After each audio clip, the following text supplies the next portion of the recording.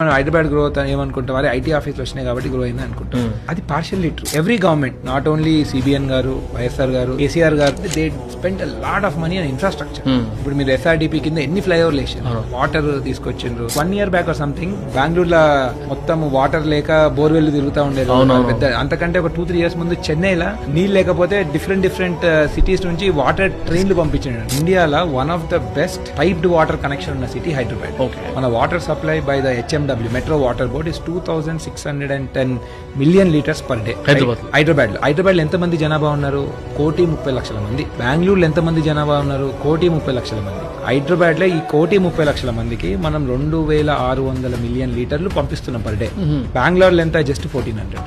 హైదరాబాద్ లో గవర్నమెంట్ మనకి వాటర్ సరఫరా చేసేది బెంగళూరు కంటే దగ్గర 50% ఎక్కువ ఉన్నాము. ఇప్పుడు ఓవరాల్ అనేది మనము ఇంత పెద్ద రోడ్డు మనకేం అవసరము, 8 lane రోడ్డు అనవసరంగా ల్యాండ్ కొట్టుకున్నాం, ఇంత ఖర్చు పెట్టేస్తున్నాను.